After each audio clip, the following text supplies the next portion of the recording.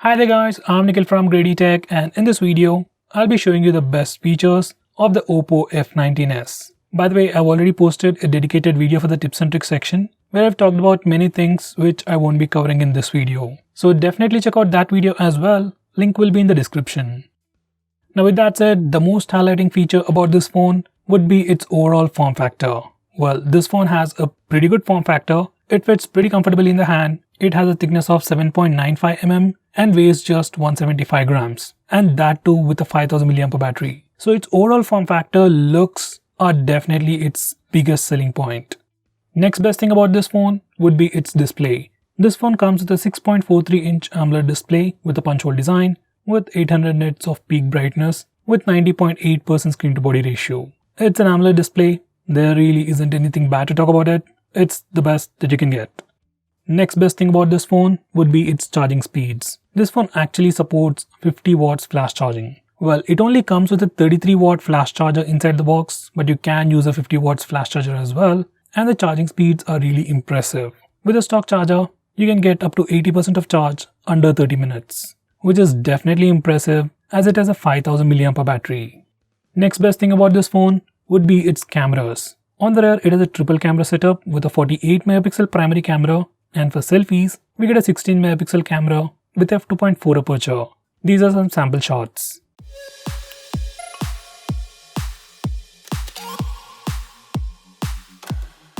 Next, we also have a dedicated macro mode on this phone. For that, we get a 2 megapixel camera with f2.4 aperture. These are some sample shots.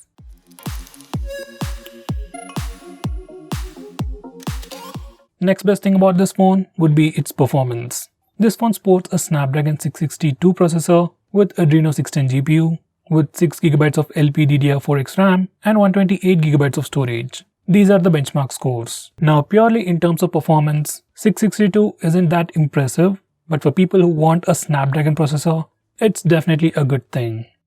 Next, this phone also has an in-display fingerprint scanner, and the performance is pretty impressive. It unlocks the phone instantaneously. Next, we also have the face unlock feature on this phone, and it works really well. Whether it's good lighting conditions, low lighting conditions, or even in complete darkness situations, it works really well. It is pretty fast, almost unlocks the phone within a second. This is something I'm really impressed about. Next, we also get a dedicated Ultra 48MP mode. Now this phone has a 48 megapixel camera, but by default, you get 12 megapixel pictures. But for some reason, if you want to take a 48 megapixel picture, you can do that in this mode.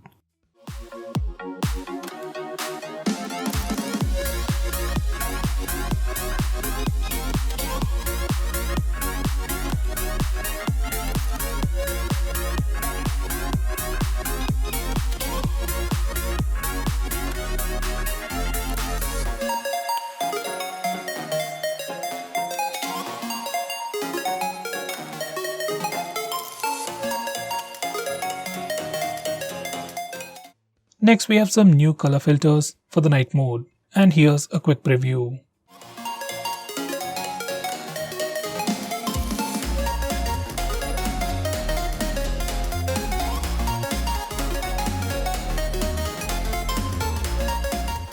Next, we have some new fingerprint animation styles. So these are all the different styles, and you can choose the one that you like. Next, we have AI screen enhancement. And once you turn it on, everything will pop out, colors will look super saturated, and images will look very pleasing.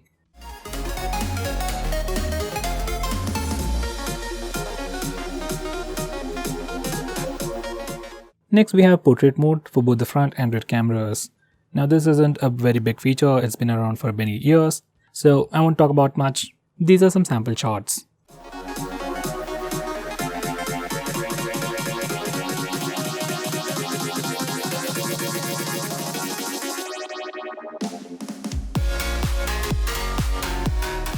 Next, we have stickers. Using this feature, we can add these stickers to your face using both the front and rear cameras and take some unique pictures. It comes with a few stickers pre-installed, and you can also download a lot more.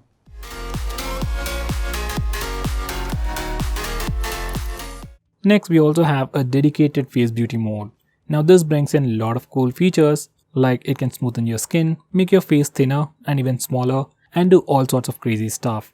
Have a look at this. Next, this phone also supports slow motion video recording.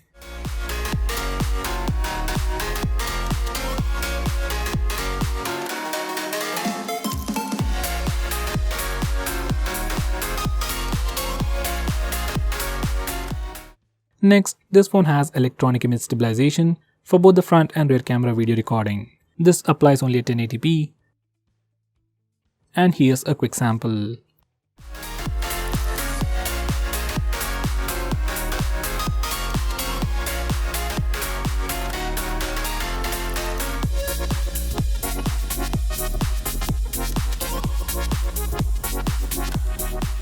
For the rear camera, it has just one gesture, that's tap to take pictures. Just enable this feature and touch the preview window to take a picture. Now for the front camera, it also has the palm gesture, and once you enable this feature, whenever your phone sees your palm, it takes a picture in 2 seconds. This feature is really handy for taking selfies. Next we have always on display. Now this is something you might have already heard or seen, and you can enable this feature from the display settings. Once you enable this feature, you can see your clock face on the lock screen. With that said, here's a quick preview. By the way, we can also schedule it to automatically turn on and turn off at a specific time. Next we have dark mode. This is another famous feature, and once you enable this feature, it'll change all the UI elements to the dark mode or the dark theme. Things like notification panel, home screen, or even settings all change to the dark mode. Some of the system applications like the phone dialer SMS application also change to the dark mode. Some Google applications like Play Store and YouTube also automatically change to the dark mode. Next we have Super Power Saver mode. Once you enable this feature, your phone turns on dark mode, restricts performance, reduces battery usage, and gives you few applications that you can use, and also gives you the option to add few more apps. In this mode, phone's standby time increases drastically. By the way, we can still use internet in this mode. It does consume more battery, but it is definitely better than the regular mode. Next, it has something called real sound technology. Now, if you want to improve the audio experience on the headset, just enable real sound technology from the sound settings, and you will definitely see a noticeable difference. We have a new navigation gesture called swipe from both sides. Now, once you enable this feature, you can swipe from the bottom to go home, swipe and hold for recent tabs, and finally, swipe from the left side or right side to go back a step. Next, we have the old style swipe up gestures. Now, once you enable this feature, you can swipe from the bottom right or bottom left corner to go back a step. You can swipe from the center to go home. And finally, you can swipe and hold from the bottom center for recent tabs. Even these gestures work really well. Now going on next, we have a super handy shortcut to trigger Google Assistant with the power button. Once you enable this feature, you can long press the power button to trigger Google Assistant. It's a nice feature and can be quite useful while using the navigation gestures, but I don't think this power button will last longer if you use it continuously. Next, I'm going to show you how to take screenshots on this phone. Well, there are mainly two ways. One is by using the buttons. Just press the volume down and power button both at the same time to take a screenshot. Next, we also have the 3-finger screenshot gesture. Once enabled, you can just swipe down using 3 fingers to take a screenshot. By default, this gesture is always enabled. Next, I'm going to show you how to take a long screenshot. First, take a screenshot. You can either use the buttons or the gesture. Once you have the preview of the screenshot, just swipe it down to take a long screenshot. If you have already opened the screenshot, you can click this button to take a longer screenshot. Next, we have partial screenshot.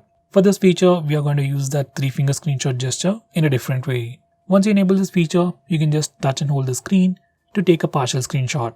You just need to place the 3 fingers, then slide it slowly to take a partial screenshot. Now going on next, this phone even comes with screen recording. I really don't know why you want to record your screen, especially on an Android phone, but for some reason if you want to record it, you can start it from the notification toggles, or you can also use the smart bar, which can be accessed from anywhere by swiping on the right side corner. You can stop recording by clicking the stop button on the floating bubble. Next we have flash on call. Once you enable this feature, every time you get a call, flashlight on the phone blinks to give you an indication. This feature can be quite useful when your phone is in silent mode. Next we have a feature called vibrate when you answer an end call. Just like the name suggests, every time you answer a call or end a call, your phone vibrates. It's not a big feature, but adds to the overall experience. Next, we have a feature that identifies unknown numbers. Once you enable this feature, whenever you get a call from any unknown number, your phone will check its online database and try to find the contact name. This can be quite useful to check spam calls. Next, we have a feature called Screen On End Calls with Power button. Once you enable this feature, you can end calls by pressing the power button when the display is on. When the display is off, clicking the power button just turns on the display. Next, we have split screen mode. Now, split screen mode has been on Android for a very long time, but on this phone, we have some more features. Now, to start a split screen mode, as always, you can simply press and hold the recent tabs button. Or on this phone, you can also use the 3-finger gesture. Simply swipe up using 3 fingers to open the current application in a split screen mode. You can choose a secondary application from the list below. Personally, I like this gesture and I wish every other phone has it. Next, we have some screen off gestures. Like double tap to wake, just enable it and double tap the screen to wake it up. Next, you can draw a note to open the camera application. We can also draw a V to toggle the torch. We can also draw characters like greater than or less than for music controls. And finally, you can add custom gestures like you can draw a W to open WhatsApp, M for phone dialer, and so on. Next, we have raise to wake. Now, once you enable this feature, you can simply raise your phone or pick it up from a table and your phone wakes up and then displays the lock screen. Next, we have flip to mute incoming calls. Now, just like the name suggests, once you enable this feature, you can flip your phone to silence an incoming call. Next, we have digital well-being. Now, this is a feature from Google that tracks all your usage on your phone and gives you a complete analysis of which apps you're using more, and then helps you limit your usage and block notifications from those applications. Next, we have wind down. This feature is part of digital well-being, which can help you sleep faster at night.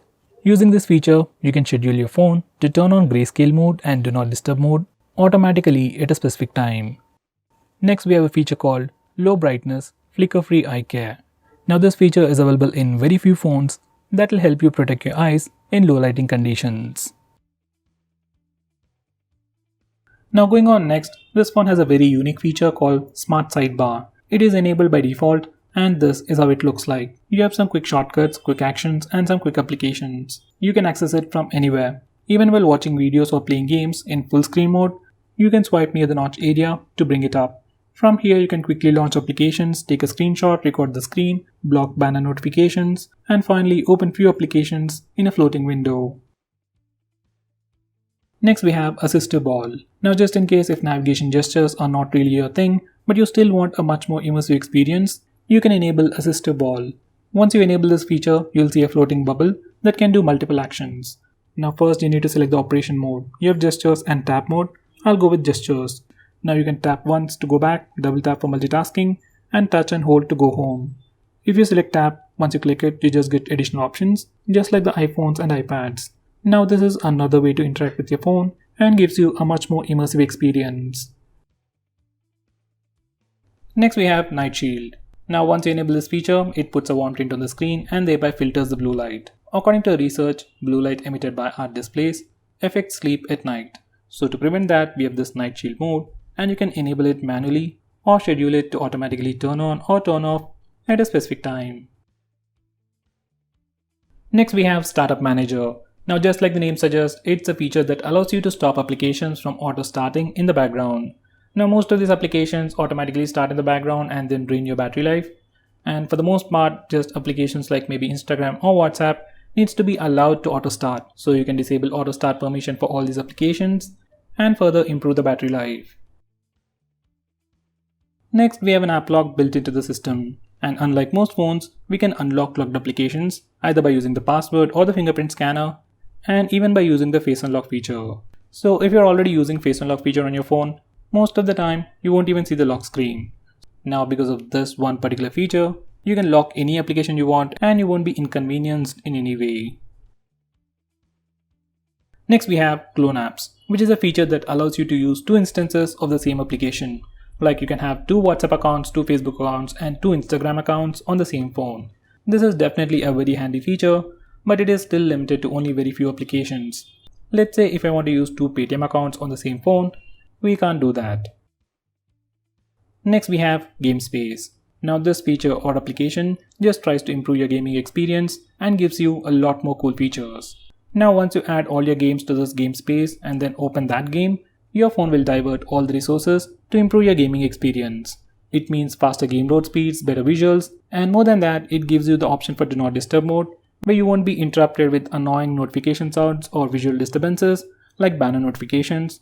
You also have different power profiles to improve the performance or battery life. It also gives you the option to disable auto brightness, which is missing on many phones out there.